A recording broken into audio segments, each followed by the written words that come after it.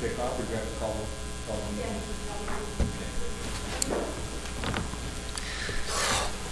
I'd like to call to order the, what kind of meeting are we calling? Workshop. The January 16th, 2019 workshop. It is 6:34 p.m.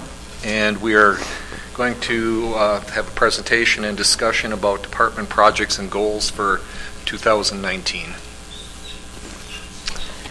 Good evening, members of the council. I'm going to stand, if that's all right. Fantastic. Perfect. I want to thank you for spending a little extra time at the start of the year here to talk about some projects and goals that we have going on in our departments. I think it's a conversation that we should continue to have every year and work on how we develop that further into not only hearing about the projects that we have going on in the city right now, but then what are the goals of the council, and whether it's within the council itself or initiatives that the council would like to see the departments work towards implementing, whatever that might be. But this is the first step in that process, and I thought we could take a few minutes and talk about some of these things. So please stop me as I go along and ask questions. Some of these areas within different departments, you will have a lot of familiarity just because of your liaison positions and the work and the time you put into the departments, and some you may not know as much about. So I hope that this is helpful and informative and kind of sets us up for a productive year. Where we go from here, I would certainly like to have council feedback if we want to set up any more workshops from a council perspective, to get your input to the staff, or whatever that might look like. We can go from there. Let's see here.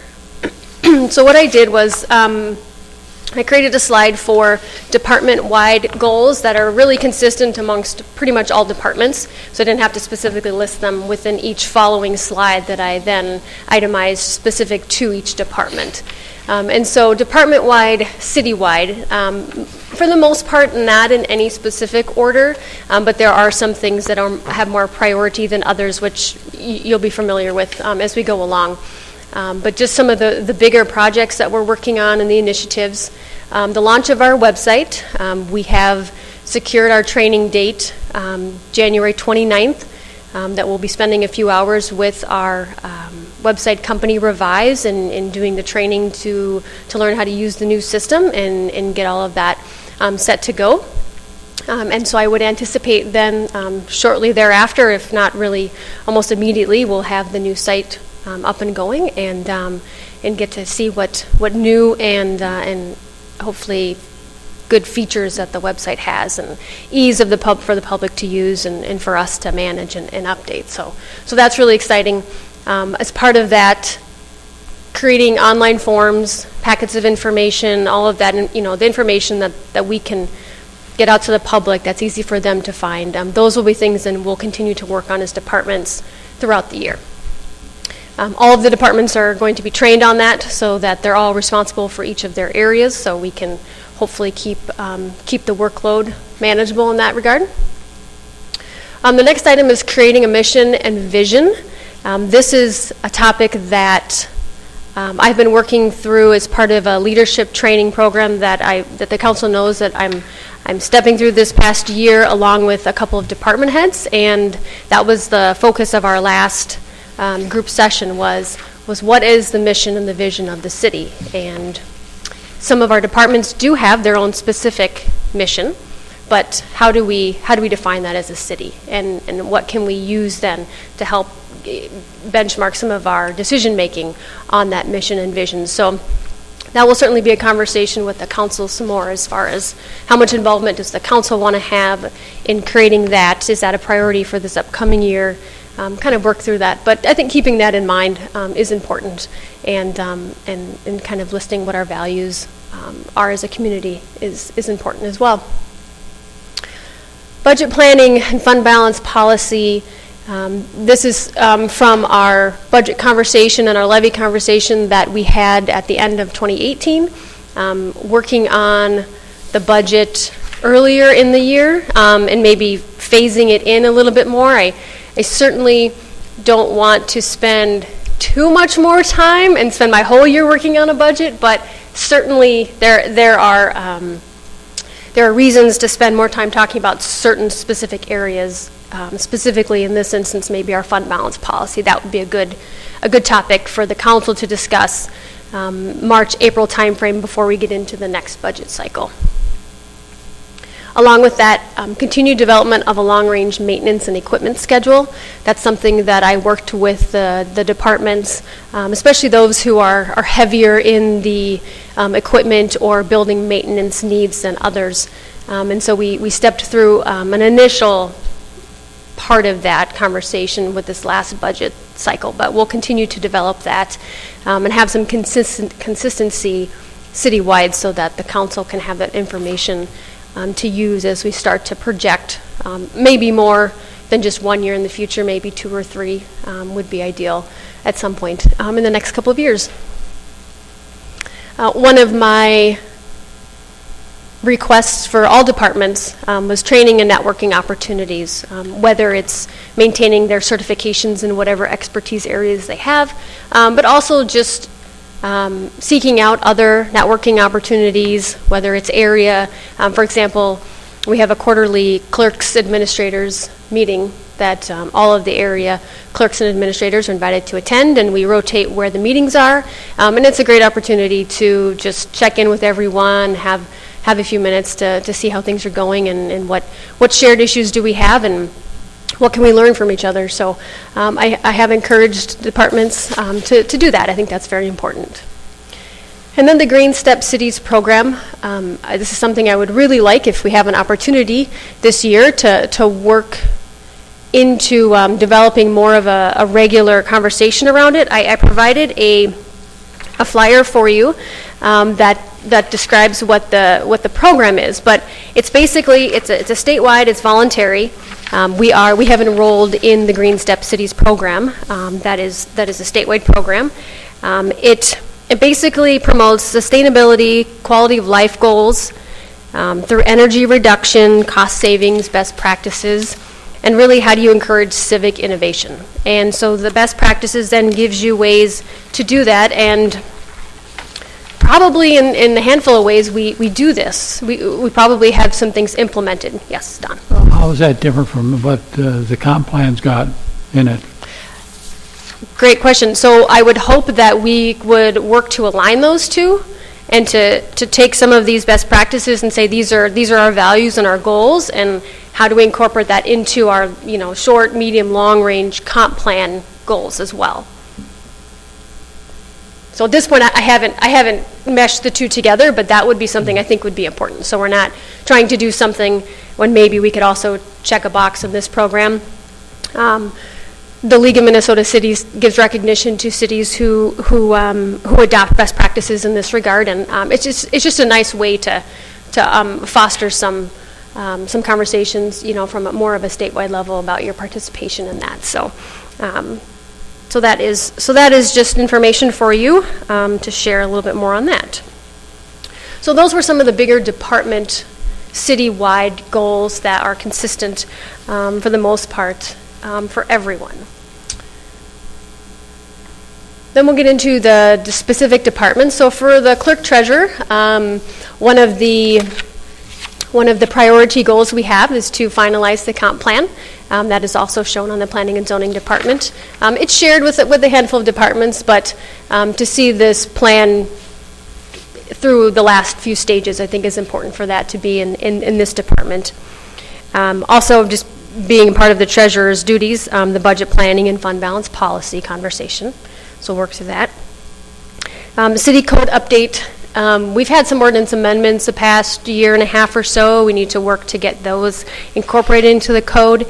And then also looking at if there are ways to better archive the history of certain ordinance amendments is something that we'd like to look into as well. It's important to be able to understand the history of certain code and know when those changes took effect.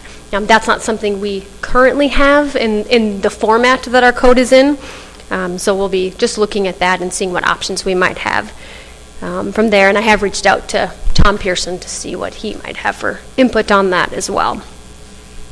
We're working on updating our vendor account and contract information, trying to compile many different paper files in different places and just make sure we've got current updated information.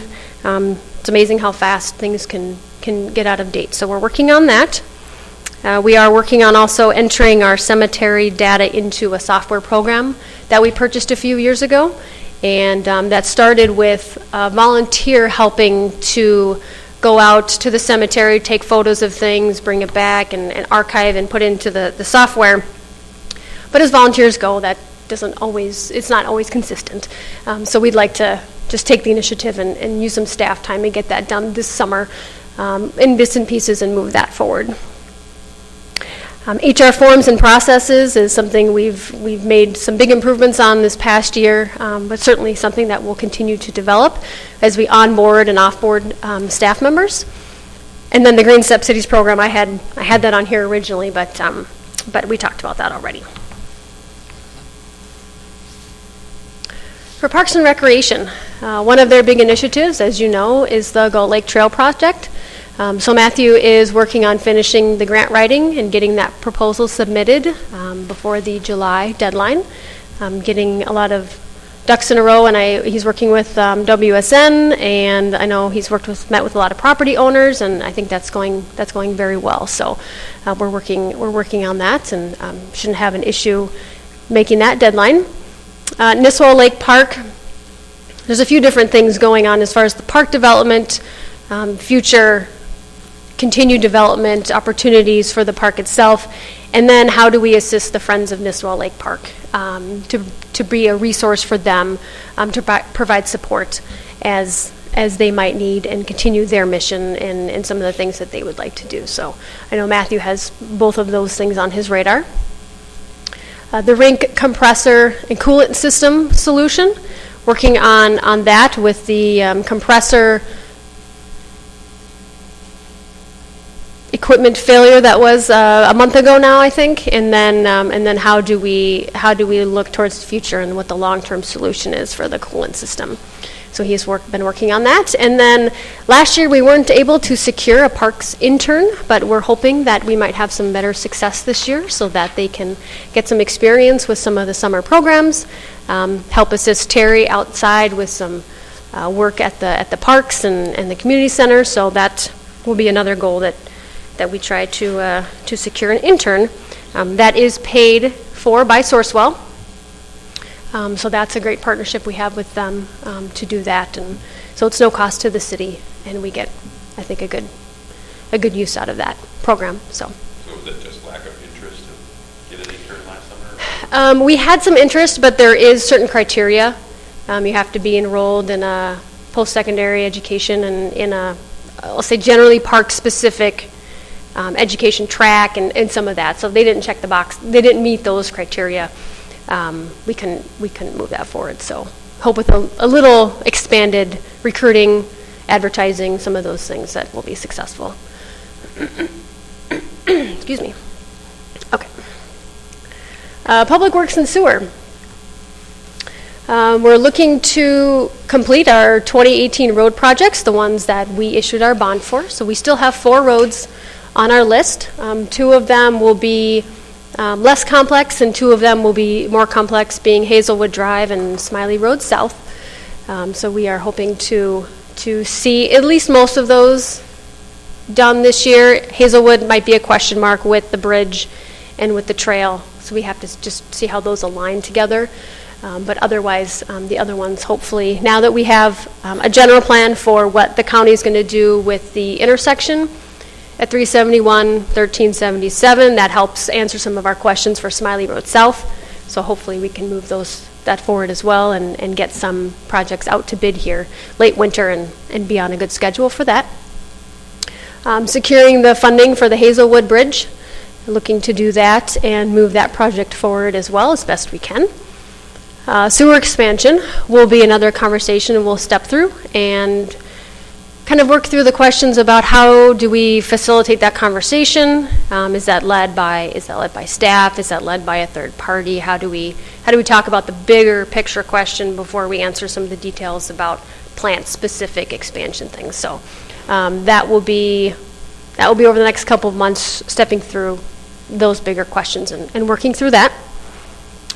Grandview Lodge, the traffic study and just overall general development. From a traffic study perspective, we've received a lot of input from the committee, the traffic committee, and so now what does the city want to do or need to do and set priorities for the roads within Grandview? The roundabout discussion with the county, all of those things, how do we work through those conversations? Future Grandview development, making sure that we have documentation on our end and seeking those conditions. That ties into planning and zoning as well. But there's a lot happening within Grandview, so we want to make sure that we're keeping up to date on that.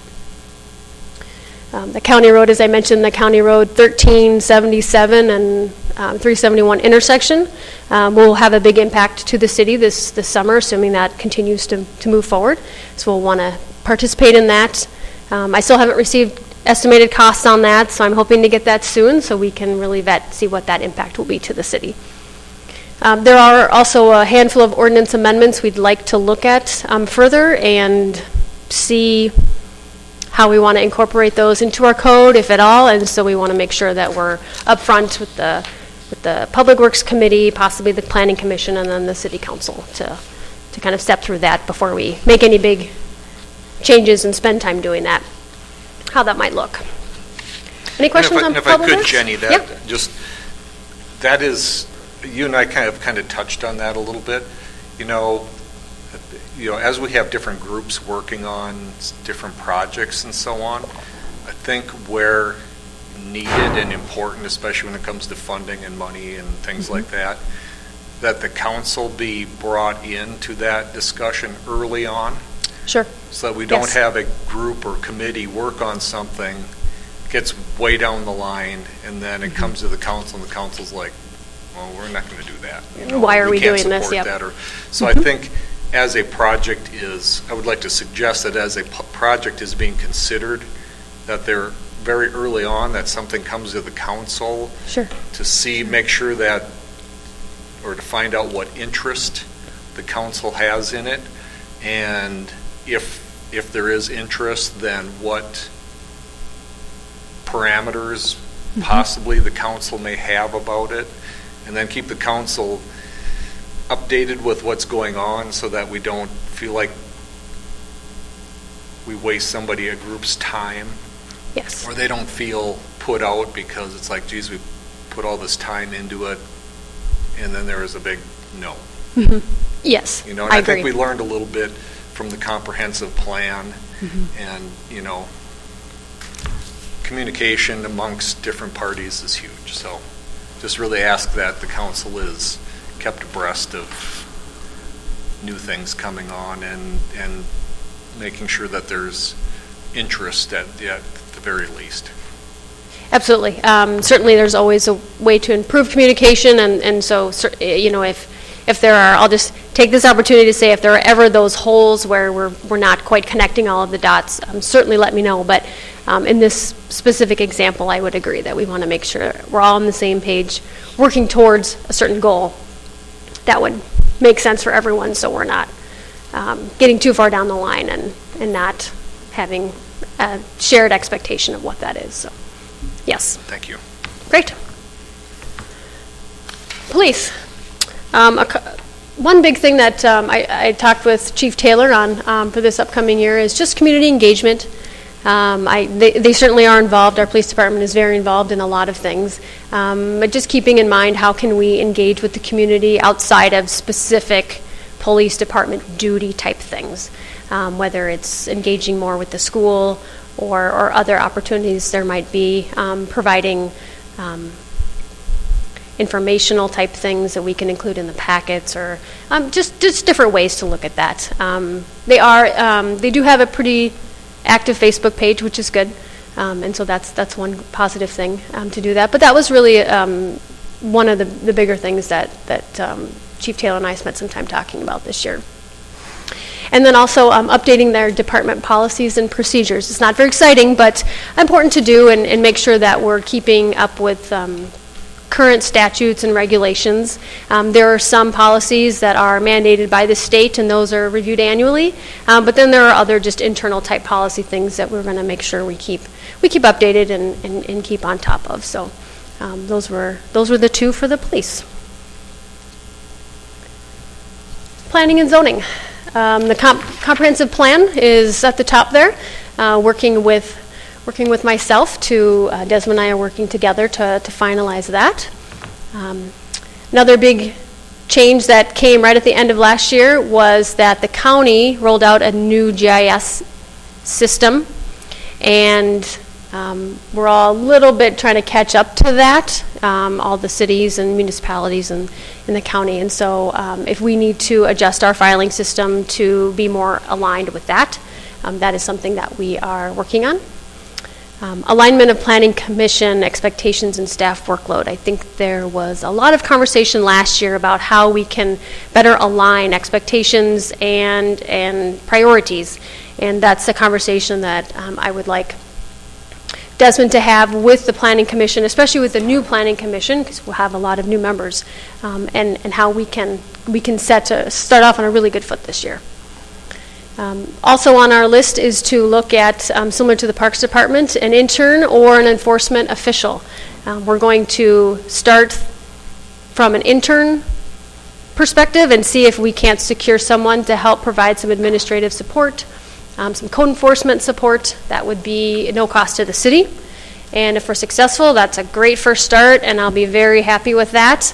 And we'll go from there and see what we can do with that. So we're hopeful. I should have an ad out in the paper in the next week, and we'll start to promote that as well. Permit packets and information. This is aligns with the website, the new website launch, but also just providing a little more ease of information if someone drops in to pick up some information on wanting to do a permit, or have that information on the website as well. Putting together what the costs are and some of those things in a packet that whoever's at the front counter can share that and provide that information to the public when they need it. Any questions? Just a general question. How are you going to incorporate these goals with the reviews at the end of the year with the employees to see if they've met their goals? Is that what you intend to do, I assume? Some of these are specific goals for the department heads that we talked about. Some of these are going to be, we're working towards making steps in this area. For example, the intern question, well, we'd like to onboard and implement that, and we'll do that as best we can this year. That's not that wasn't in this instance a specific goal for our planning administrator. Hopefully we can have success in that way, but comprehensive plan, that was a specific goal listed. So some of these are more just to keep you updated, but a lot of these are what they want to focus their time on and work on. So yes, we do a follow-up review at the end of the year and see how we did, and hopefully we've moved the needle on a lot of them. So we'll finish up with the last couple. Spirits of Nisswa and the Pickle. The Pickle's on the next slide, but I can speak to both of them. One of the things that I've talked with both Brian and Terry about is developing some key financial metrics that would be easy to understand and to provide in the monthly council report, whether it's a monthly basis or quarterly basis. That's something we're working on, but I think that providing some better updates in that regard will be helpful. One of Brian's other goals is to create a training manual or some videos on how to kind of run the different operations for the business. And then also talking about the fund balance policy with their specific regards to our liquor funds. That fund balance levels might be different than the general fund balance. And for the pickle factory, similar goals. We're also working on inventory management and marketing of the off-sale, and we've made some really great strides the second half of 2018 in that regard. And so working with Spirits, as they do a really nice job with their marketing tools, to to really get some interest in that off sale. So that will be a goal of Terry's as well. And then some more point of sale system training as well for Terry and his staff. And that's all I had. If you have any questions, happy to answer them. Otherwise, we'll get ready for the next meeting. I have a question. Yes. I prepared a short list of things that I like to see. I'll give it to you at the end of the at the end of the meeting.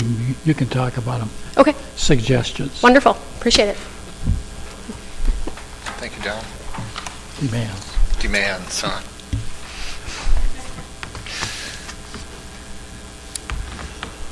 Any questions regarding the presentation? If not, I would seek a motion to adjourn the workshop. Okay. Motion by Ryan, second by Hoff. All those in favor, aye. Aye. Opposed? Okay, we're concluded. Good evening. I would like to call to order the January 16th, 2019 regular council meeting to order. Would you join me with the pledge, in the Pledge of Allegiance? I pledge allegiance to the flag of the United States of America and to the republic for which it stands, one nation, under God, indivisible, with liberty and justice for all.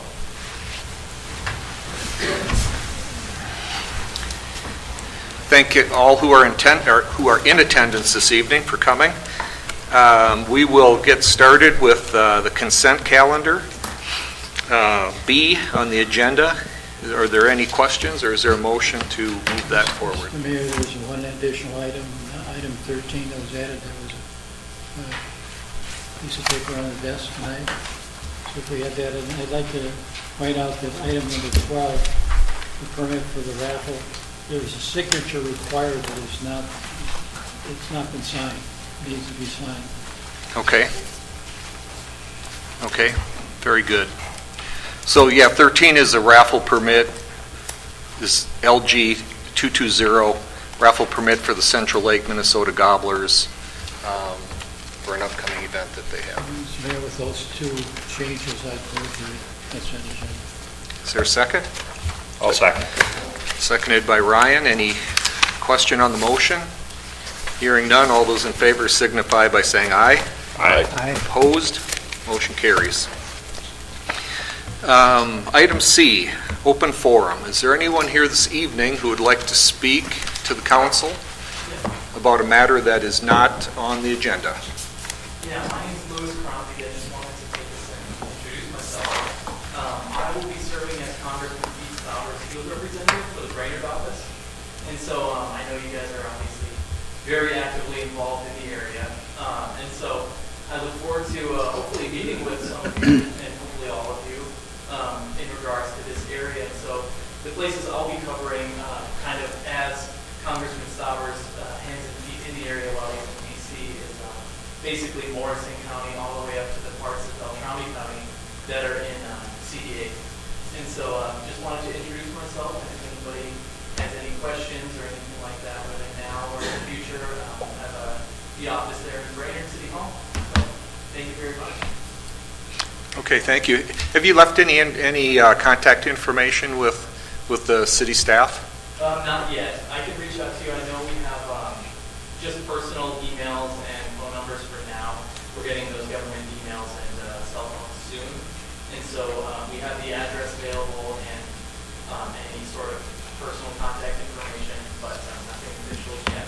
And so I can reach out to whether the city administrator, mayor, whoever it may be.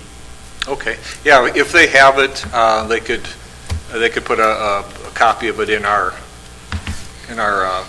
file Sure. in the office, and then we could get that information. Yeah, I can email you and know all the information should be online.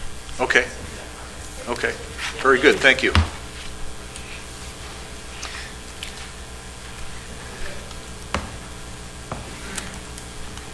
First of all, welcome, Mike, as the new city council. Thank you. My name is Sean Hansen. I have just a couple things for you. I think you saw an email this week that we are shooting a television commercial tomorrow in downtown. will be tomorrow afternoon, so we finalized everything. The advertising agency will be here about 1 o'clock, and should be wrapping up between 4 and 5. So we are working with Chief Taylor for some of the temporary closing that will happen between Ganley's and Moxie while they are shooting on that stretch. And then they'll be shooting a stretch on the Paul Bunyan Trail by the Chamber office. We're also working with the fire department. So one of the things that that organization came to, they said, we have a little bit of money that can be spent for things. And I said, great, we can make a contribution to our police department, and you can make a contribution to our fire department. So they'll be here tomorrow, and shouldn't be very disruptive to anything. We did close off the Turtle Track parking lot tonight because they need a staging area for all of their equipment. So we just went ahead and close that off tonight. So I just wanted to kind of give you a heads up and thank everybody at the city for helping us make this work. It's a U-Care commercial. If you haven't seen it, it's the 5-person bike commercials. You can do 2 of them, but they're pretty fun. And we got chosen because they wanted to film in Wacomia, and there was no snow. So we were good. And the only other thing I want to say is this is probably my last official city council meeting as your chamber director. I may be here in March, but only to introduce you to our human director. It's been an absolute pleasure to work at the chamber and also with our city. And I do not see that changing or wavering the relationship between the chamber and the city moving forward. We just put out our announcement this morning of my replacement. Her name is Holly Holm. Most of you will know her. She actually lives here in Nisswa in Centennial Lane in a new home that she and her husband constructed last year. I met Holly 7 years ago when she worked for the chamber. And in the last 2 years, she's been serving as the executive director of community action. So we are super excited to have Holly taking over, and I think she's being just a fantastic job. But for me personally, thank you very much for everything that you've done. I would say sometimes putting up with me as I look at John, because we spent a lot of time planning and zoning together. But I just appreciate everything that you guys have done for our community and with our business community for the last 7.5 years that I've been at the chamber. Thank you, Sean. Thank you, Sean. Thanks, Sean. And I think we'd like to say thank you, for the leadership and the voice that you've been for the chamber. I know you and I've had numerous conversations, and I'm very much a supporter of the chamber and the job that you've done, and I'm sure the council feels that way as well. So good luck with your future endeavors. Is there anyone else who has anything to say during open forum this evening? Seeing none, I will close the open forum, and we will move on to item D on the agenda, and that is reports. The first is the city administrator clerk. Thank you, Mr. Mayor. Good evening, members of the council. I don't have anything outside of the new business items unless the council has questions for me. Okay, thank you. Thank you. Mr. Pearson, city attorney, anything for us right now? Ditto. Good evening to you all, and I don't have anything either, but I think there will be an agenda item or 2 coming up where I'll be asked to discuss. Okay, Thanks. thank you. And city engineer? Good evening. Mark Allen? It's just, as Tom noted up in the Public Works, there was no January meeting, so I guess, at the February 6th meeting, there'll be, a lot of discussion on the Hazelwood Bridge project that's in, it's just starting, plus the Hazelwood Road project. The city has information on sanitary sewer cost estimates, so, those issues will be coming forth at the February meeting, and I would expect, this council probably at the February meeting will be getting some recommendations from the Public Works, on your 2018 projects versus schedules and what's to be included. Okay. So that's all I have, unless there's any questions for me. All right, thank you. Thank you very much. Gosh, thank you everybody for keeping that short and sweet. E, new business. The first item we have is a fire department presentation and a 2018 update. Good evening. So our year end, we're going to go over our stats with you guys. Hello, testing 1, 2. That's better? Okay. So good evening. So for Nisswa for 2018, the city of Nisswa, we turned out 172 calls. For Lake Shore, we went 27 times. Lake Edwards, we ran 58 times. Mutual aid to Brainerd, we went in for 3 structure fires. Mutual aid to Pequot, 3 structure fires. Mutual aid to Mission Township, 2 structure fires. So it gave us a grand total, well, Pelican Township, we went 3 times, and it gave us a grand total of 271 calls for service. We had 312 calls total throughout the year, but we only billed for 271. So there's cancel and route and stuff like that. For monies that we raised for the year, the Lions gave us 2 donations of $9,600, one for the new radio and the new truck, and one for $5,000 towards our new JAWS, which you guys have already approved. The DNR grant gave us $1,650, which is half. It's a matching grant for a new handheld radio we got this year. And the area banks, as we all know, have donated enough to buy our new dryer. And we also accomplished a new fire truck. Yeehaw. So with the new fire truck, we should be in service. If the JAWS show up this week, we'll be in service next week. So as soon as the JAWS show up here, which Jenny will know because it's a huge box, weighs 150 pounds, we'll be in running. So that's what we're waiting on with the new truck. Other than that, you guys have any questions for me?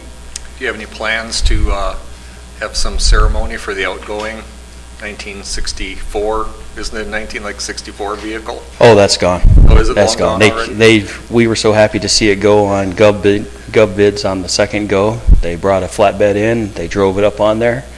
I shook the guy's hand, and that was good enough. Happy to see it go. We did take a pretty good raff on Facebook about getting rid of our relic. There goes a part of Nisswa's history, and it just went on and on and on, and none of us entertained any of that noise. So it's nice to see it gone. We have open hole in our fire hall, which we're helping out the city with. They're housing the tractor there now. So it's working out well. It's working out really well. Second thing I have is just a thank you to the Nisswa Fire Department for assisting in the fire that I had with my business in October. I know there was a system, and I appreciate that, and thank you very much. That was one of the 3, mutual aid to Brainerd. So, and it looks way different down there now. It's starting to change, yeah. Just like here in town, that's a shock too. But thank you. You guys have a pleasant evening. Thank you, Sean. Item E2, Police Department presentation and 2018 update. Good evening. Our stats for December are we had 34 agency assists, 159 calls for service. We issued 1 criminal citation, 6 traffic citations, 90 traffic warnings, 3 arrests, 11 medical calls, and 107 alarms, which is not right. I think it's 10. For 2018, the totals were agency assists 368, calls for service for 2,591, assigned calls were 1,121, self-initiated calls were 1,606, criminal citations were 61, traffic citations 288, 1,074 traffic warnings, 129 arrests, 107 alarms, and we patrolled 117,264 miles. For the arrests, the breakdown are as follows. We have 34 DWI arrests, 22 drug arrests, 23 DAR, DAS arrests, 17 DAC, IPS arrests, 27 warrants, and 6 other arrests. DAR, driving after revocation. DAS is driving after suspension. DAC is driving after cancellation, and IPS is inimical to public safety. In case you were wondering, Don, I know you were. What, public safety? Inimical to public safety, which means your driving is so bad you'll never get a license again, usually. Why did you look at me? I didn't look at you. You're inimical to public safety for other reasons. I thought that was obvious. For the citation breakdown, we had 23 driving after suspensions, 73 driving after revocations, 4 drivings after cancellation, 9 no Minnesota DLs, 24 no insurance, 38 no proof of insurance, 36 speeding, 31 small amount of marijuana, and 23 drug paraphernalia possessions. We issued 16 gun permits. That's all I have. You have any questions? Thank you. Happy New Year. Thank you, Craig. Thank you, Craig. Next on the agenda, item E3, recommendation from Park and Recreation Commission regarding a Park Department truck purchase. Are you going to present something for that, Jenny? I sure can. Information or the background is in your packet as far as the conversation that our Parks Director had with the Park and Recreation Commission. They are recommending approval to purchase a truck at a cost not to exceed $25,000. They're not, I think they're working through some of the specific details on the type of vehicle, but wanted to set that spending limit. And with the $10,000 that the department has budgeted in the 2019 budget, they'd follow suit as proposed here with budgeting $7,500 in 2020 and $7,500 or the balance in 2021 that the department would pay back the general fund for the purchase of the vehicle. It is their goal that this truck would last many, many years and provide some good use for the department. I'll also defer to council members Hoff and Johnson if they have anything to add, if they were at the last Parks Commission meeting. But the request tonight is to approve the purchase of a truck not to exceed $25,000. Okay. It's not showing it in here. Does this truck need a radio in it too? Great question. I don't know. I don't think that the Parks Department uses a radio currently, so they probably wouldn't. Yeah, we hadn't talked about that I'm aware of, but Terry has survived using his own car all this time, sans radio, so I don't know that it's all that necessary. Sure, if he needs to get a hold of the guys out of Public Works or something, it's easy enough to pop in here. And Okay, I was just wondering. Yeah, no, thank you. so we, at Public Work or Park and Rec level, we've talked about this and the need for Terry to have a truck, and the debate came down to, buying a used truck for probably not a whole lot less than this. This, we get a brand new truck, we get a warranty, it's going to last forever. And it would be handled exactly the same way as the fire department truck. The city would write the check, and then the Parks Department would pay it back over 3 years. Okay. And I believe part of at least a discussion that you and I just touched base on after, probably about a month ago, was that purchasing new off the government list. What do they call that? Government what? State bid. State bid. Purchasing a new truck off a state bid is probably, like you said, about what a decent used truck would cost, and we would be much farther ahead. So, because state bid does offer very good pricing for such matters. So, any other questions or any feedback? If not, I would entertain a motion. I would make a motion to approve the purchase of a new truck for the Park and Rec Department, price not to exceed $25,000, and to be paid back over a period of 3 years as presented in our packet here tonight. Second. Seconded by Jacobson. Any questions on the motion? Hearing none, all those in favor signify by saying aye. Aye. Opposed? Motion carries. Item E4, recommendation from the Planning and Zoning Commission in regards to rezone application number 031-18 for ETOC Company, Inc. for, I believe, a 32-acre parcel. And our Planning and Zoning Administrator is going to give us some information. Thank you, Mayor, members of the council. This is an application for rezoning. from OSR, open space residential, to CEW, commercial waterfront. The parcel is approximately 33 acres in size. It is owned by ETOC Grandview. The purpose of the rezone is they are looking to put in a couple of administrative buildings on this property, which currently would not be permitted under the OSR zoning district. I'll just take you through a little bit of the site characteristics before I open it up for any questions that you may have. The subject site is just located south of Highway 77, about 1,700 feet west of the intersection of Lower Roy and Highway 77. In context to the overall Grandview development, this is it up here, identified as E. This is the Garden Cottage units, the hotel, and the recreational center. And this is the service road that heads to Highway 77.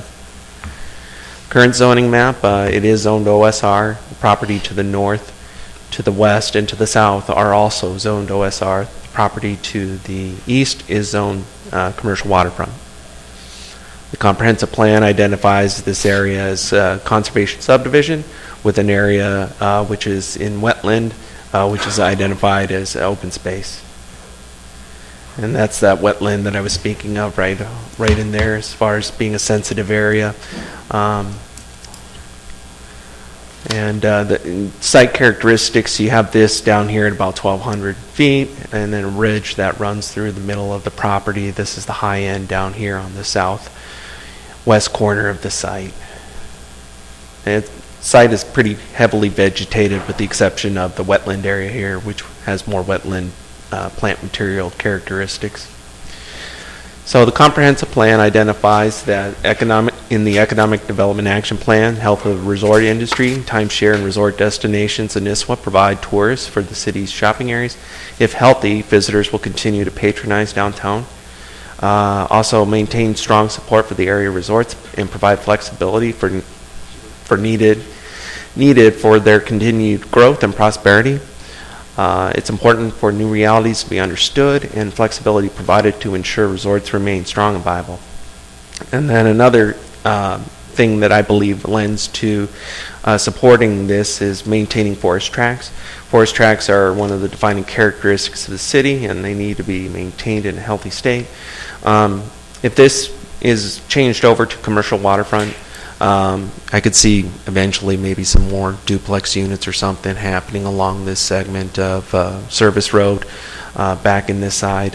If it was zoned OSR and sold off to individual owners eventually, they could do as they will with the property and cut down trees. So I think Grandview kind of has a track record of trying to maintain trees on site.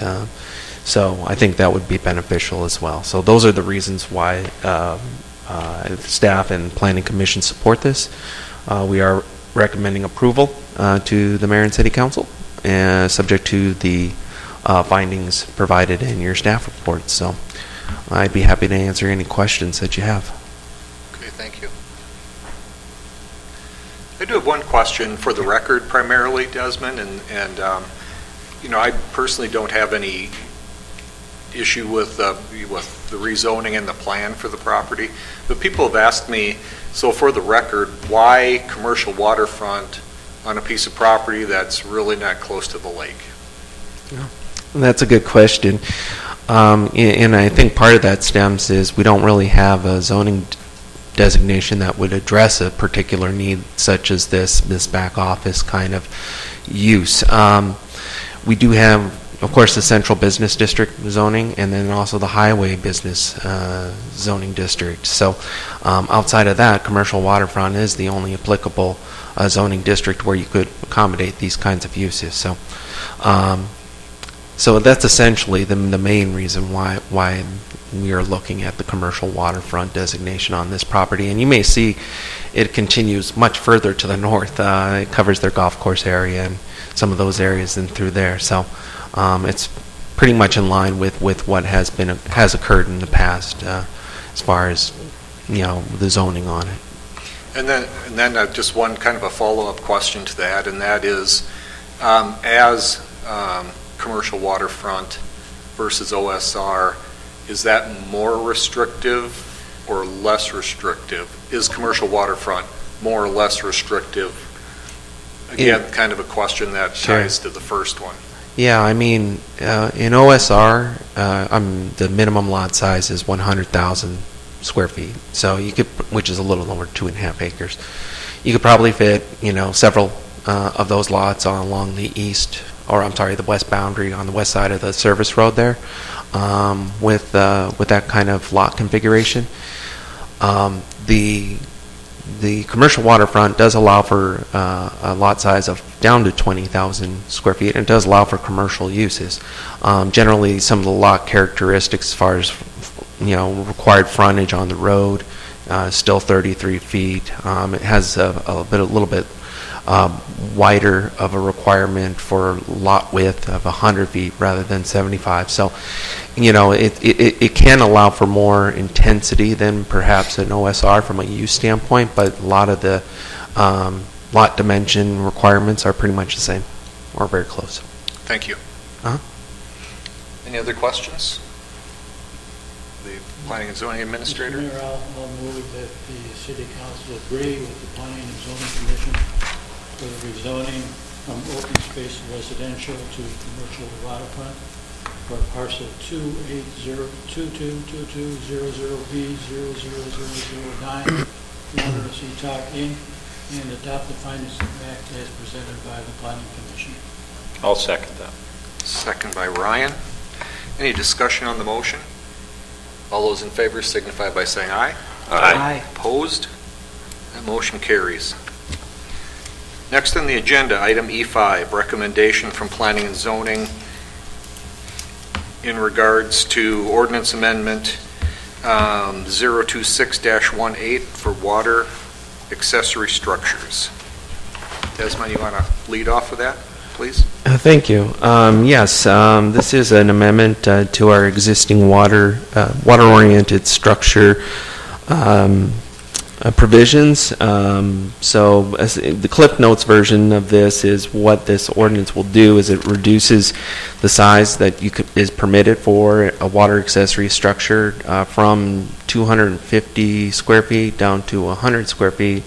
It eliminates the potential construction of a deck on top of the structure, which we currently do allow for. It requires a 20-foot setback from the ordinary high water mark. Right now, we don't have any provisions as far as how far back off the lake it has to be set.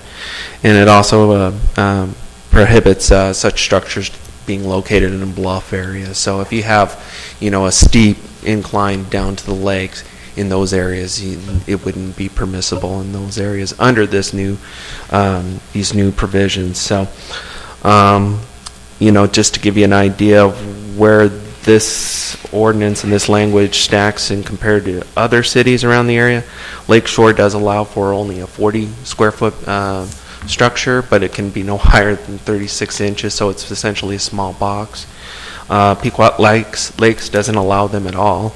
And Cross Lake is about the same as us. They allow for 250 square feet, 15-foot height, 20 feet behind the ordinary high water mark. So that kind of gives you a flavor of what different municipalities in the area are doing with regard to this. So this is what the Planning Commission is recommending to the council, and I'd be happy to answer any questions. Okay. We do have a question. Can you would you define for us what a water accessory structure is compared to a boathouse or storage building? Or Sure, it's mostly for the storage of boating equipment rather than an actual boat. I suppose maybe some smaller things like a kayak or a water boat, a water paddle board could probably be also considered that. But when you start talking about boats, that's considered a boathouse. That's the primary difference. So a shed. Yes, it's a glorified shed, correct. It's defined here under 4.4.4 under definitions. It defines what it is, a small above-ground building located in public lot, close to public waters, stuff like that. So it's in the ordinance, the definition. Okay, thank you. Any other questions? Not? Yeah. Chair would entertain a motion.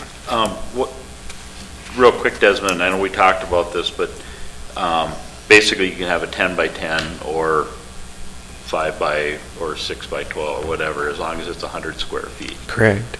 Okay. What was the reasoning for that size? 'Cause, I mean, paddle boards kind of run up to 12 feet or so. And, I know kayaks, depending on what you're doing with the kayak, and of course paddle boards and kayaks, there's a lot of people that are using them for exercise now, but some of them are 9, 13, 14 feet. Sure. So, And that's a good question, and maybe Don can also respond from a standpoint of the Planning Commission. But I think generally it was kind of seen as being sort of in the middle of various municipalities and what they allow for, but you bring up a very good point as far as some of your paddle boards being maybe, if you have a 10-foot wide structure, it would probably have to go in kitty corner in order to be able to get that board in. So, but I think that was the common reasoning, was that it was sort of the middle of the line of what other municipalities and jurisdictions around us were doing. okay. Yeah, the current ordinance allows a structure about the size of a two-car garage. Right. With Yes. a deck on the top and very close to the ordinary high water line. This trims that back, so it's really the structure to put your playthings into, if I can use that terminology. It's 100 square feet, but it can be any dimension. It could be 5 feet by whatever. Doesn't have to be square or rectangular. Okay. Is there any consideration given to how that structure may impede the view of another neighbor? That's why we're recommending to go from the 250 and the two-car garage size down to the smaller size. Sure, but that was basically it. Yeah, a lot of them. Okay. All current structures are grandfathered in? That's correct. Yeah, we've had these water accessory structures on our books for probably quite some time, and we processed a couple of them last year, and I think there was a little bit of a surprise that that these were permissive uses. We thought it would probably be good to at least address the situation and make sure that's what we want to see going forward. Mr. Mayor, I'll move the approval of the ordinance amendment for water accessory structures as presented by the Planning and Zoning Commission, and authorize the clerk to publish a summary publication. Is there a second on that Second. motion? Second by Hoff. Any discussion on the motion? Hearing none, all those in favor signify by saying aye. Aye. Opposed? That motion carries. Thank you. Item E6, recommendation from the Personnel Committee to accept the offer, the Officer Dan Lasher's resignation and council feedback on filling vacant officer position. So maybe we'll do that in two parts. First would be a motion and a second to accept Officer Lasher's resignation. I'll make the motion that we accept Officer Lasher's resignation letter and wish him the best of luck in his new position. Second. Seconded by Hoff. Any discussion on that motion? Hearing none, all those in favor signify by saying aye. Aye. Opposed? That motion carries. Next item then would be council feedback on filling the vacant officer position.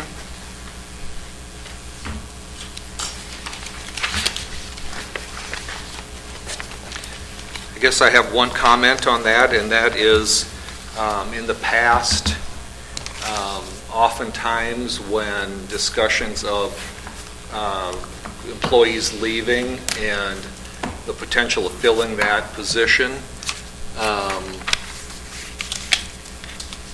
we don't necessarily have any discussion as to whether we feel there's a need to review, say, that department, the needs of the department, the goals of the department.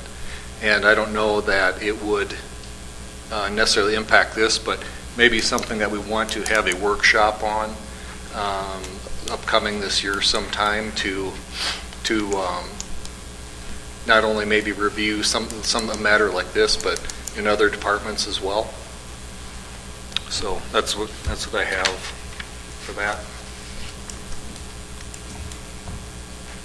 So if there is no further questions, discussion, Do we have to authorize the chief to go ahead and advertise?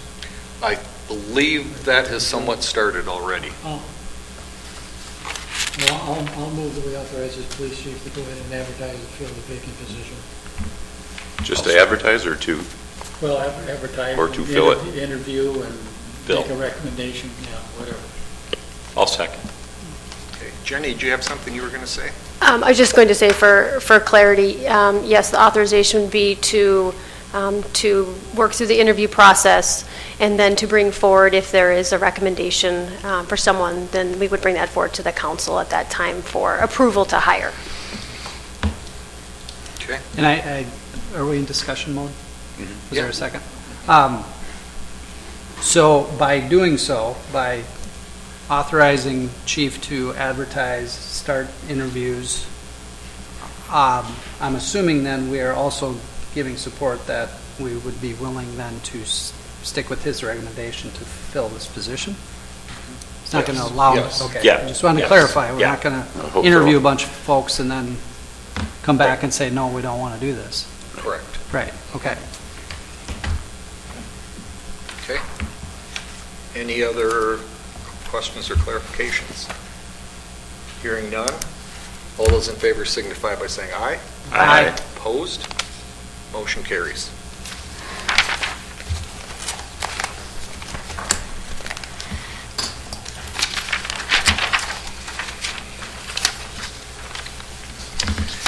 Item E7, approve publication of notice of intent to accept franchise applications as requested by TDS Telecom. Jenny, you want to give us a little, is this a renewal basically, or is this something new? This is something new. I've received a request from TDS to begin the franchise process, and so there are certain steps that the city will go through, similar to a TIF district type of conversation. So we'd publish a notice that we're going to have a public hearing on that. There's required information that they fill out. This is my first step through this, and so I'll probably work with Tom to make sure that we have some legal requirements that we follow that. But they're requesting to initiate a cable franchise, and so this will be the first step to just publicize the public hearing for next month's council meeting. Okay. So they have to go through this process in any city. So basically, they're trying to expand some services to here that they currently do not have. Correct, yes. So they would go into competition with Charter or whoever else has cable services here. Yes. Okay. Yes. I was involved with my former life 25 years ago for the Comcast acquisition in northern suburbs. Okay. There's a lot of nitty-picky stuff that goes into one of these things, and there's FCC and everything else. And there's the question of do we ask for a fee like the Spectrum gets. There's a lot of detail that's not apparent on the surface, and that's why you have the hearing, and they have to supply a lot of information. And I would be surprised if we could have the hearing and have all the information and have the grasp of what's going on at the February meeting. But that's just me talking. It's more complicated than it seems. Something I have to determine is if there's a required, if a clock starts at some point and we have to address it, similar to certain planning and zoning requests. So that's what I don't know, and Tom's shaking his head. But that we want to make sure that we're not obligated to respond by a certain time. But Okay. yeah. Tom? The only additional thing, no, Jenny, I don't think there's any 1599 concerns with this. Good thought, though, to be thinking about that. The only thing I wonder about is if this is going to advance tonight with this, what's suggested here with this notice of intent. Jenny, I was reading through like everybody else did, the sort of timeline that was projected here by TDS, but doesn't it make sense that the council would approve the RFP terms as well tonight?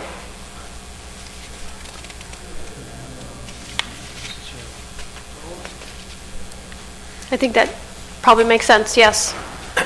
Well, I'm just wondering. Thank you, I mean, yep. I know it isn't in their timeline that way, but it would make sense to me that if this is going to move forward, and I guess I don't know if it is or not, but I guess, Well, my understanding that they already provide some telephone and internet services, and this is basically just for the movie, or the video, which is a different animal than the other two. That's why it's a little more complicated. Okay.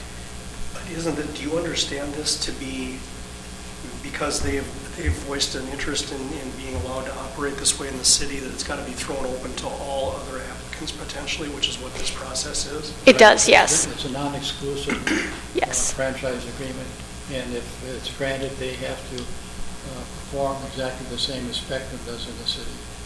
They can't be given any deals or anything. All the fees and everything are the same, criteria is all the same.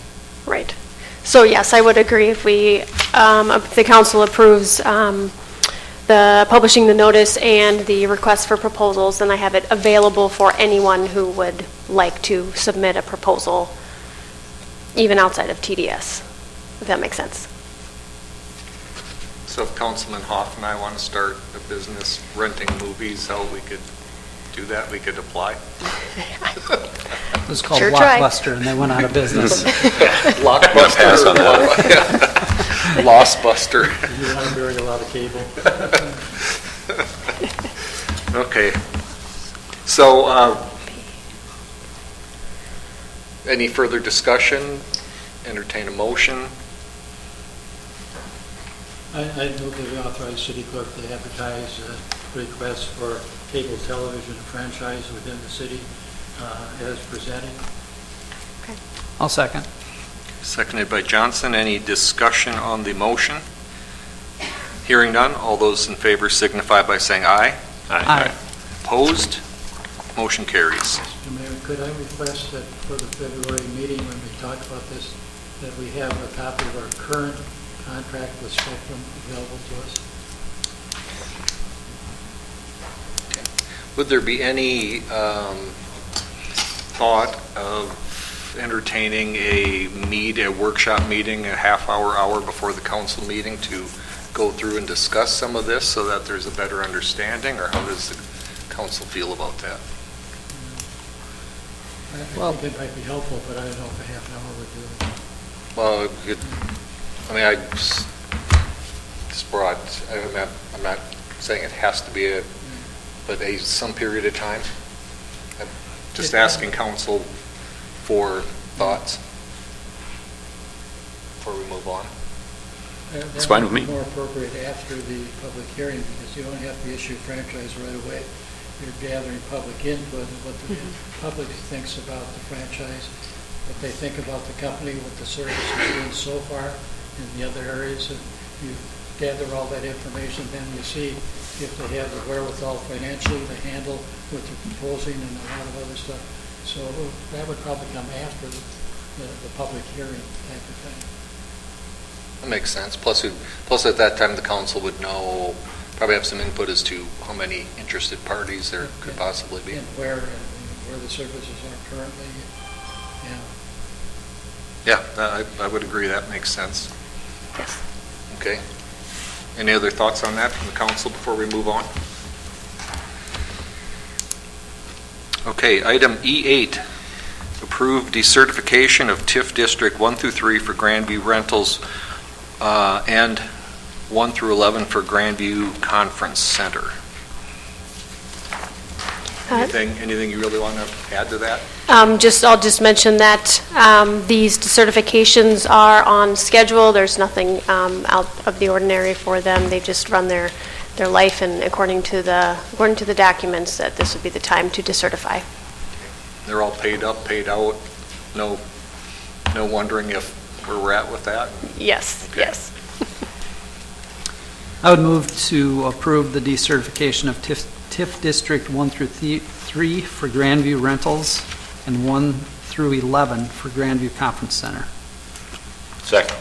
Seconded by Ryan. Question, is there any money left over after all this has been paid?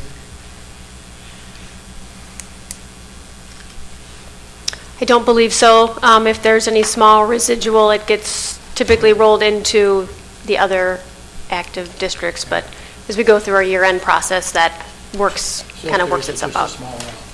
Yes. Any other questions? Hearing none, all those in favor signify by saying aye. Aye. Opposed? That motion carries. Item E9, League of Minnesota Cities Liability Coverage Waiver Form. Recommendation not to waive the limits. And this is something that comes up annually to see if we would like to waive our limit for liability. The history in the past is, well, let me just ask, does the city attorney have an opinion on this for us? I don't ever tell my councils to waive. And that, I believe that has been our policy in all the previous years, Yes. so, yeah. So, Jenny, have anything else you want to add to that, or any questions by the council? Basically, for those who may be listening in, it would be the city waiving its right to limit liability in such matters that it would entail. So it's probably generally not something that we would want to do, I would suggest. So, Mr. Mayor, I'll move that we authorize the city administrator to tell the League of Minnesota Cities that the city of Nisswa does not wish to waive its monetary limits on municipal tort liability. is there a second on that motion? I'll second it. Okay. Seconded by Ryan. Any discussion on the motion? Hearing none, all those in favor signify by saying aye. Aye. Opposed? That motion carries. Item E10, resolution accepting donations. Want to give us a brief? Sure, I certainly can. We had a couple of donations to our police department, and then we had the donations for the new fire department dryer from a couple of anonymous donors, and then a couple of our handful of our local banks. And so we thank all of them very much for their support of our departments, and would ask that you accept the resolution tonight. Okay, council? I'll make a motion, Mr. Mayor, that we accept the donations as shown on E10 of our packet, and can we send them a letter other than the anonymous thanking them? Yes, everyone gets a thank you. Yes, absolutely. I'll second. Seconded by Hoff. Any questions on the motion? Hearing none, all those in favor signify by saying aye. Aye. Opposed? That motion carries. Item E11, approve to request additional SCORE funds from Crow Wing County.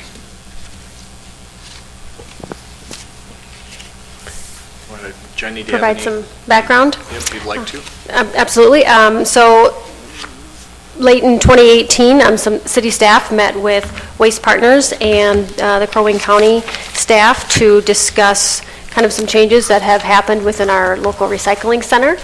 Basically, it's a very popular place for residents, community members, area individuals to take their recycling, and with the close of other smaller recycling centers throughout the county and other areas, we've become more of a regional place for people to go. So there has been a large increase in the volume of recyclables that Waste Partners has been taking, and an increase in their cost to manage the program. And at this point, we certainly want to keep the center up and operating as it is currently. That's not to say we won't look to come up with some other ideas for how to keep improving the function of that program. But part of this is also to ensure that The city doesn't have any extra cost invested in this, and Waste Partners as well. They provide an excellent service to our community. And based on our conversations with Doug Morris from the county, there is recycling funds that they have set aside that they could use for this purpose to help offset the increase in costs, and he would support a recommendation from the city to the county commissioners if the council would support that increase in funding. Okay. Questions by the council? If we don't get the SCORE money, it comes out of our budget, right? That's one option. The other option would be to adjust how much Waste Partners comes to service the location, change in the operation of the location itself, to then decrease his costs and to make that work as well. So there would be things we would have to look at and decide on. And, I, like probably most of us, use that fairly regularly, and oftentimes it's overflowing already, Yes. Yeah. Has there been any complaints by Waste Partners about things being set out in front of dumpsters? I was there one day and there was like a washer dryer and like 6 old gas barbecue units sitting there, and I was like going, wow, I wonder what they're going to think about this when they show up. I mean, are we getting any positive, negative feedbacks about things like that? For the most part, they're able to manage it very well. There's actually cameras in the area, so they can actually see who's dropping things off, and they will reach out to people if they're dropping things off that isn't supposed to be there. So they do have a process for that. But for the most part, no, they're very happy with how things are running. Certainly not perfect, and there are things that are even managed to get inside some of the containers that they wonder how that actually happened. But that's kind of part of that process too. But they're very happy. They want to stay as our, they want to keep as our vendor and continue to service the community as best they can. Well, and I think a lot of times what happens with some of that stuff that they don't want or can't take, Tom or his guys end up grabbing it and running it to the dump, and it, becomes more or less an expense on us. Okay. So Waste Partners probably doesn't really even have to deal with it a lot of times. So certain things like that, if they don't take it, they just leave it. Yeah. Okay. Yeah. I wasn't aware of how Or they get a hold of Tom. Right. Yeah. Let them know. Yeah. Yeah, that is true. They do work well with the Public Works Department and try to manage those things best between the two parties. Okay. Well, I would move to approve the request for additional SCORE funds from Crow Wing County. Second. Motion by Johnson, second by Hoff. Any, In the amount of $23,000, I should say. wait, Second again. okay. Any questions on that motion? Hearing none, all those in favor signify by saying aye. Aye. Opposed? Motion carries. That is the end of new business. We are moving on to old business under F. Recommendation from the Planning Commission in regards to Ordinance Amendment 013-18 revising stream classifications and resort development standards. Desmond? Thank you. Please. Yes, this is probably about the third time this has been before the council. It's been sent back down to the Planning Commission a couple of times for some further refinements. At the end of the day, what this ordinance does is essentially three-pronged. The first thing is it reclassifies streams in the area to be consistent with the DNR designations. So the second thing that it does is it allows for short-term docking for service-oriented types of developments within commercial waterfront zoning districts. As it stands, our present ordinance only allows for docking for lodgers only and a couple of spaces for the purveyors of the resort. So what this does is it allows for some considerations to be given for short-term docking when you have those kinds of services available. The third thing it does is it eliminates the DNR review of resort plans. The DNR is not staffed for that kind of activity, and they have mentioned so in the past, so we are eliminating that out of our ordinance. That said, there were concerns about long-term docking spaces. The Planning Commission concurred to just revert back to our previous language and is making no proposed changes to that language. The only thing with regard to docking is we are adding that definition for short-term docking and to provide some allowances for it. So that concludes my presentation. I'd be happy to answer any questions. Okay, thank you. Any questions for the administrator? The resort owner for good old days, I remember saying, well, I can't remember. He looked at this and he agreed that it was fine with him. The way it was constituted. Thank you. I appreciate all the extra work you guys put into it. So I know I was one of the main whiners. You But- owe us all a cup of coffee. Yes, sir. Anyone else? Questions, comments, concerns? Hearing none, I would entertain a motion. I move that the city council concurs with the planning commission for ordinance amendment 013-18, revising stream classifications and resort development standards, and authorize the clerk to publish a summary. I'll second. Motion by Jacobson, second by Ryan. Questions on the motion? Hearing none, all those in favor signify by saying aye. Aye. Opposed? Motion carries. Thank you. Second item under old business was added before the meeting tonight, and that is to seek an update on the property address 26130 Birch Avenue. As to, it was a piece of property that was, or that is in tough condition. There's concern by the neighborhood that it could be a danger, and we've had some discussion months back about it. Maybe I'll ask city attorney if there's anything new, or Jenny, or the city administrator, is there anything new happening with that? I believe there was a letter that was put together outlining potential next steps for the council.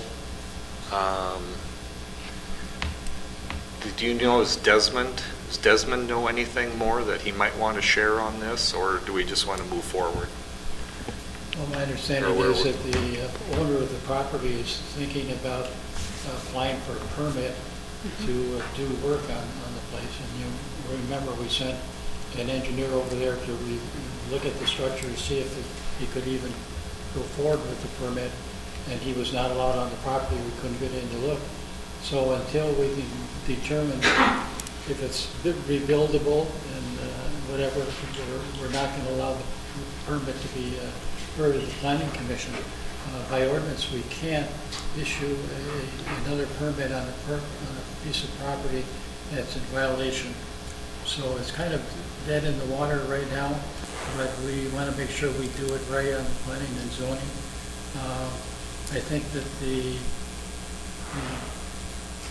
attorney has indicated that if we want to move this along a little bit, that the council has to take an action first before we can do anything else, and I'll leave that up to him to go over that.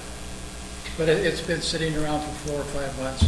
We have people who were objected to the structure, and we just need to do something. And if I could, part of that time lapse has been because the property owner has engaged about wanting to do work on the property, and so we felt that was a positive movement forward to address some of the concerns.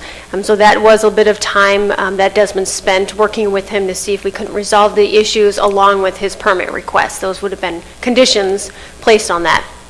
At such a time, I believe it was mid-December, Desmond informed the property owner that he had, that his application was incomplete, and at this time, I don't know if he has followed up to provide that information or where he is. So I think that's the big question.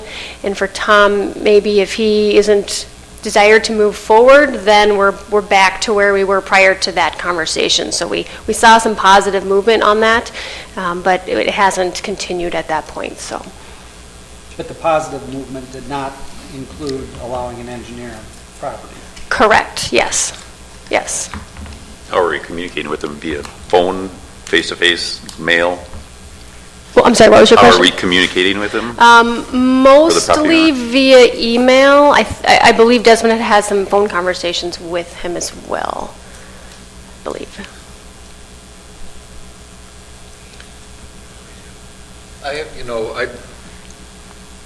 I have mixed feelings as to what to do with this. I have heard from a neighbor about this matter and have had minor amount of discussion. A question that I have is, if there's a safety issue, is it really the city's position to get into a safety issue? If there is a possible safety issue, does the city want to get involved with that with somebody's private property? And my next thought would be, if the city would like to do something, how many thousands of dollars do we want to invest in it? And I guess I'd leave it at that for discussion. Is the property occupied? No. It would seem to me, just offhand, that he refused to have an engineer take a look at the property at one point. If another letter went out from the city attorney saying, look, you can't get any permits to do anything else on the property until an engineer looks at it. We need to get on your property. We're putting a halt on anything else you can do on the property until that's accomplished. Let us know. That way we'll take us on the P&Z off the hook if he brings in and asks for a permit to do something. At least we're following the legal advice to be nice and try a second time, and if he doesn't want the second time, then it's going to have to come back here, and then we decide how to proceed. That'd be my feeling. Would it be? Oh, go ahead. I'm sorry. I mean, so would next steps then be to condemn it? I don't know about that. Not exactly. That's way down the road yet? It's kind of a form of that, Gary, that process, that statutory process. It's akin to that. It would be basically multiple parts and multiple roads you can take with that process, but one of the routes would be ultimately a court process that would allow the city to go in and fix the problem and then assess it back and assess expenses of having done so. That's at its most probably extreme point. This owner, like Jenny said, I wanted to say it was in November, maybe it was in December, but he did put in a variance application, or he did attempt to, and it was incomplete from the standpoint of the prohibition because of ordinance non-compliances, but also because he didn't have a survey, as I recall, or an engineered drawing or something of some kind. A couple of things, but if he solves that problem, comes back in and asks for a permit, do we process it? Or do we say, no, we can't do that until something else is done? And that's why I'm suggesting the letter and the engineer looking at it again. Yeah, well, we told him at that time that the application was incomplete because of those problems, but that would seem to telegraph his interest in a variance. So there's, multiple steps to get to the point where he's even eligible to talk about a variance. To move this off of center, because that's been fairly recently that there was some positive effort on his part, I certainly would put together a letter to him now, revisiting that with him, asking him what his intentions are going forward, and to tell him that the city has talked briefly about the statutory process if the city needs to get involved, and to ask him to give us some feedback by some deadline. I think that if he doesn't do that, then we certainly could start moving down the trail of the process that I described in this memo to the Planning Commission some months ago, where we would have a hearing here for the city council to determine whether or not it's hazardous and to invite him to that hearing. We might take a series of steps here to move him along, especially as we're getting close to a building season now. So if you authorize it, I'll put together a letter that you'll get a copy of to him, just talking about these things, asking him what his intentions are, and for him to report back to us prior to the next council meeting. And inkle to him that the statutory process for hazardous buildings has been discussed. Does the city have any ordinances about such structures? I mean, I'm wondering kind of what our what legal basis we have, when it comes to build. We don't have a building inspector. If he comes in and wants to, say, apply for a variance or a permit to do something, what basis do we have to deny it if it's his property and he wants to do it? The ordinance is specific. It says you cannot issue another permit on a property that's in non-compliance. We can hang your head on that. And in what areas is it non-compliant, Don? Well, it's in a terrible condition. The neighbors are complaining, and he won't let the engineer in to look and see if it even can be saved. So we have an ordinance on the books, just because if something's in terrible condition, Yes, it's non-compliant? we do, but then you have to go through the legal process, and that takes a long time to enforce that. It's a little subjective too, isn't it? It is. You've got a general visual standards set of provisions in your ordinance that talk about what structures need to look at. That he's arguably not in compliance with. He's arguably not in compliance maybe with storage of unlicensed vehicles there, and there are some who won't do any our ordinance. We'd be proceeding according to that statute process. That's real specific about how it would require some findings of fact, though, from this group in order to support a finding that it's a hazardous building, which would trigger our ability to move further under that statute. So it would take some sort of a hearing here. We'd have some presentation of evidence from, for instance, Desmond, maybe others who might be able to help the council support a conclusion that it's hazardous, so we could utilize that statute. Is there some idea from zero to what dollars a process like this could? Well, to me, because he started down the track of trying to do something with this and has discussed with Desmond over the course of months an interest in doing something with this property, I'd like to think that it won't take much in the way of cajoling from us now to move it to that. But to answer the question, Fred, that there are provisions in that statute that allow the city to expend the monies necessary to enforce this and to go through that process and then strap them back on him through an assessment process. Okay. So, hard to say. Not that I'm trying to wiggle out of that question. It could be anything. If he wants to take us through a court contested process that has a couple steps, yeah, we could be talking about some dollars. But ultimately, we probably prevail on that and probably get a chance to recoup that through the assessment process. Okay. Well, I don't know, do you want a motion? Well, Tom, if there are appliances on the property, the building from the last pictures we saw certainly is not secured. I mean, anyone can walk in there. Yep. Okay? Yep. If there's appliances such as refrigerators, freezers, etc., and they're not properly stored, locked, or the door braced open or something like that, creates a public health risk. Mm-hmm. There's state statute about that. The police department or fire department have the right to check on something like that just to make sure. To make sure what? That the appliance is inaccessible to, say, some neighborhood kids playing hide and seek and one of them decides to hide in the refrigerator. Yeah. Deal.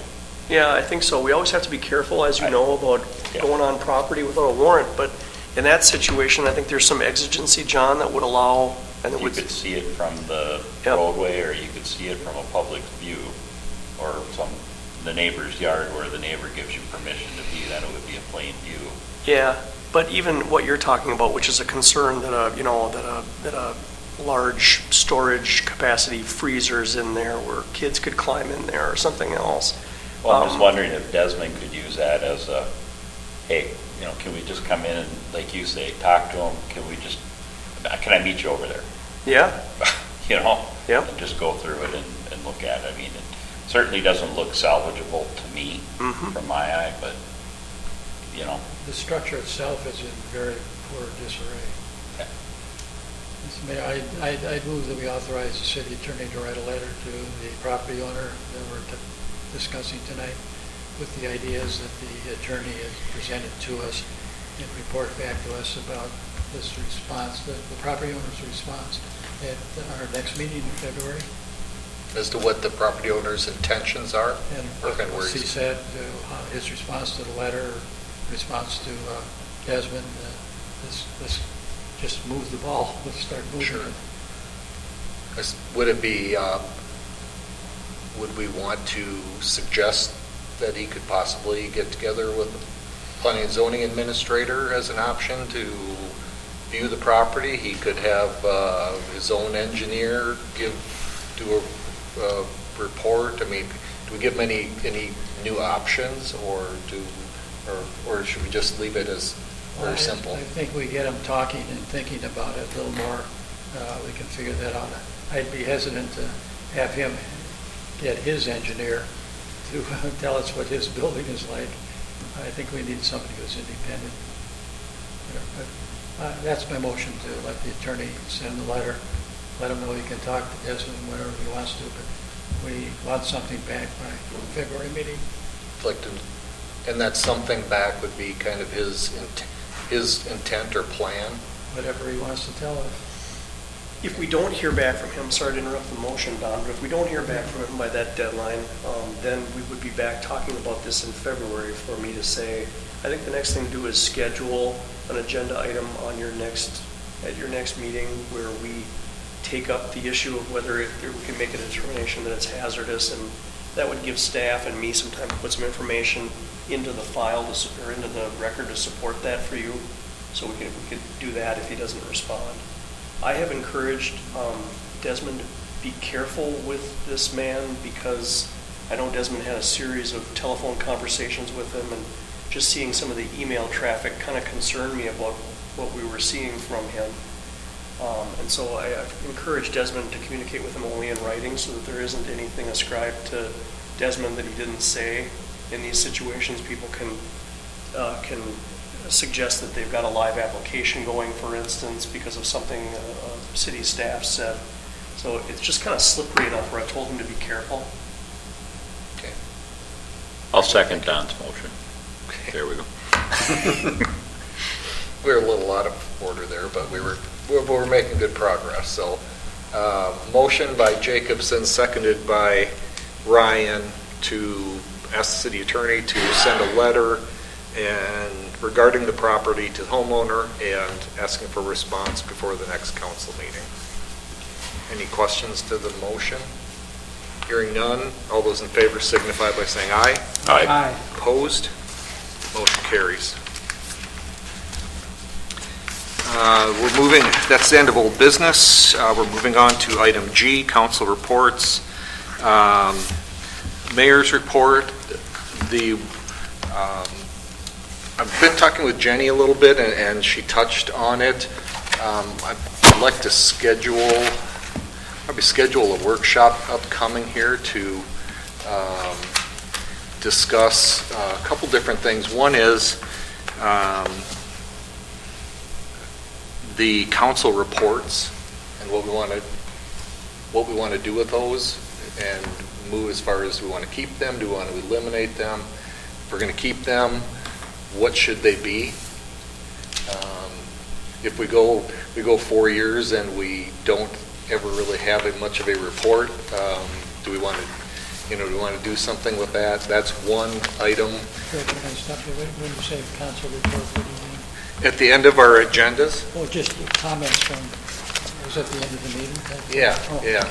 I mean, if we're going to, I don't, to be honest, it seems like we really don't use council reports, my feeling is, if we're going to have council reports, maybe we should, as a group, define what that is and what the expectations are. And if we say, nix it, let's nix it. But to have something that is really serving no real purpose, it possibly has been used inappropriately a couple times, I think it would be good just to, for the council to decide its value and do something with it. Along with that, there's some other discussions that we should have. Something else I think that would be a worthy thing would be to take a look at what each department, look at its mission statement, see if the council is in agreement with it, look at, how it, I'm going to have a hard time putting this into words. I probably have to sit and give it a little thought and put it in writing. But,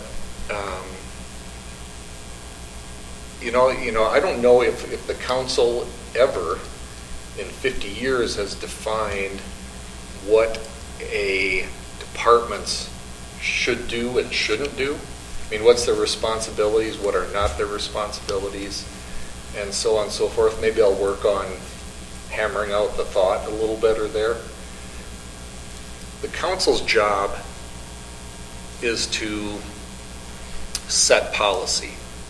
Then it is now the city administrator's job to administer those policies to the departments.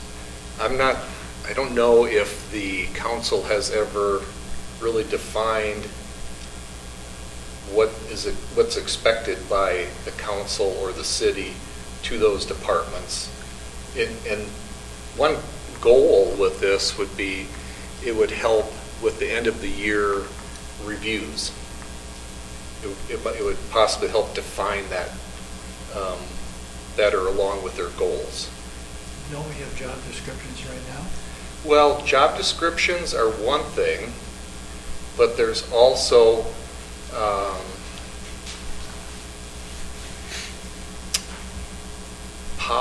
some like job descriptions and policies. Do they get to make up their own? No, it's supposed to come from the council. I'm not sure that the council has ever focused on what its expectations are for some departments, if any of them really. Some of them are certainly simpler than others. But I'll give that some more thought, try to write it out and get it thought through better, and bring it back. And it's not like talking about having a meeting next week on it. It's something in the future, just to help set the, for the lack of better being able to say it, pecking order. Citizens are first. Council sets the policies based on what the citizens desire and what we hope that we're representing to the citizens. That needs to go to the city administrator and then work its way down the line. I don't know that that the city really has that. I'll work on bringing that together thought-wise better. We also will probably going to want to start, as Jenny said, some discussion on the city treatment facility expansion. And, we've had some discussions about that. This last year we haven't done a whole lot with it. There's been other things going on. One of the biggest ones is obviously the city administrator's position, getting that up, running, organized, and now looking to use that as another tool to help us move this forward. And then there's the sewer system expansions, if any, separate item. Is there any new areas that desire city sewer? Or how do we go about deciding that? I think we should maybe have some discussion about that. And Well, there's a few other little things, but those are probably the first ones that come to mind for this year. So those are things to be thinking about and getting some more thoughts and information put together on it and bring it back to the council. So that's what I have. You have to do this Nisswa City or school thing. Yeah, and I talked with Jenny about that briefly. Myself, I would like to either table that or scratch it. And the reason that I say that is this, I asked the city administrator about, it does not come from our school or our school district. And do you have that? Right? Could I just, there's one, there's a lot of really nice things it says in here. But something in the title and then at the end grabbed my attention. And, proclamation commemorating City of Nisswa School. Now, this is not coming from the school or our district. Where did it come from? Jenny? It comes from a national organization that promotes school system education, that kind of thing. It's very common, and not to say that that's just an assumed we do it, but it's a very common thing that communities are asked to support National School Choice Week. I think it's next week or something like that. And so as I read this, it says the title of the proclamation commemorating City of Nisswa School Choice Week. Well, if our principal came over and explained what choice meant, that would be helpful. If the school district said what they believe choice meant, but I have a fear that by proclaiming this, we might be putting our name on something that may be veiled in some other hidden agenda. And that's my take on it. Like I said, if it came from the district or our school, that'd be totally different. I don't even know who this organization is and what their core values are. So that's my take. So I would look for advice as to whether to table it to get information or to scratch it from the agenda. Well, if it's... You can't table it because it's next week. Well, right. I mean, we could, but... But we've had no communication, nothing from the school itself. Principal Rasky doesn't know anything about this? I would guess that she knows, but I've never received a call on this in my years been being involved with it, so. So. Let's just scrap it. Scrap it, okay. I mean, I don't want to come across as anti-school because I'm certainly not, but I don't know who this is, and I don't want to just put the city's name on it unless we know more. That's my feeling. Nobody pays attention to those proclamations anyway. Well, yeah, besides this room, who knows? So, okay, council members, any reports? I have a question for our esteemed administrator. The cable TV application, is there any fee associated with that we assess to them because we're holding a public hearing and doing the whole bit? We don't do that. If there is anything in we'll check. If there is anything stated in our ordinance or on our fee schedule, we would impose the fee for applying. Offhand, I don't know. Yeah, I would assume that we don't do it for free. If we have to put it in the newspaper, there's a cost and stuff that they should cover. Okay. Gary, do you have anything? I do not. Mike? I'd just like to say thank you to everybody for being welcoming and helpful as I transition into the new role here. Appreciate it. And we welcome you. Don't expect it to last very long. I won't. The shine can wear off quickly. Mr. Ryan, do you have anything? The only thing I have is a request for the new P&Z board and the members and that is, it just seems to me that a lot of the ordinance changes and stuff that we've had come to us, why are we looking at them? What happened that caused them to need to be looked at? It would kind of be nice to know. The parking ordinance that we just changed. I did hear from a couple people, only two, that wanted to know when the public hearing was, and I said, well, it kind of was at the P&Z meeting. Hopefully that will be fixed with our new website. People can stay more in tune, but just for one, I would like to know kind of sometimes why we are changing things, what the problem is. So you would like at the beginning, when anything comes over, maybe a paragraph saying, we're proposing this because state law changed or the DNR says you can't do this? Right, and not just staff asked us to look at it. Why?